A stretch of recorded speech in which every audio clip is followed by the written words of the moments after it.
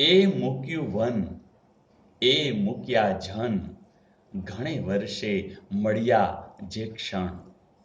મૂક્યા ડુંગર ને નદી, વતનના એ કોતરો ખેતર. જી હા, કવિ વતન તો પહોંચી ગયા છે, હવે વિદાય જરા પણ ગમતી નથી. કારણ કે એનું બાળપણમાં એ દરેક સ્મૃતિઓ હવે બધી પાછી ફરી વળી છે. અહીં કવિએ બહુ સરસ આ ધોરણ 10 ની અંદર આ જે કાવ્ય મૂક્યું છે એમાં જયંતલાલ હિંમતલાલ પાઠક બહુ સુંદર રચના છે. એમને ખબર છે કે હવે મન ક્યાંય ગોઠશે નહીં, ભલે એમનું જન્મસ્થળ ગોઠ છે, પણ એને જે આ વાત કરી છે કે વતન એ તો વતન છે, પગ ઉપડતા એને પાછું ફરે છે. તો આવી સુંદર વાત જયંત પાઠક, જયંતલાલ હિંમતલાલ પાઠક. મિત્રો, એક આ વાક્ય પણ યાદ રાખશું, અનુનય અને મર્મર સંકેતથી મૃગયાને વિસ્મય થયું. ફરીથી, અનુનય અને મર્મર સંકેતથી મૃગયાને વિસ્મય થયું.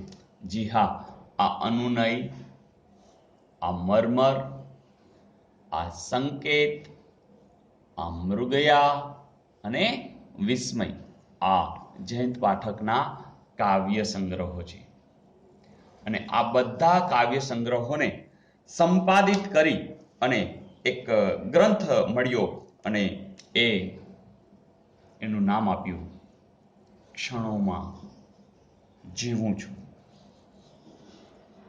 તો આ બધા ક્ષણોમાં જીવું છું એ આખી કાવ્ય સંગ્રહોની ગ્રંથસ્થ કરી અને આપેલું એક દળદાર સરસ મજાનું પુસ્તક છે. તો યાદ રાખશું, અનુનય અને મર્મર સંકેતથી મૃગયાને વિસ્મય થયું ને એ બોલ્યું, ક્ષણોમાં જીવું છું, ક્ષણોમાં જીવું છું. એમણે સ્મરણ કથા પણ આપી, વનાંચલ, અને વિવેચન ગ્રંથો તો ખરા જ, કિમપી દ્રવ્યમ, ભાવયિત્રી, આલોક, આધુનિક કવિતા પ્રવાહ.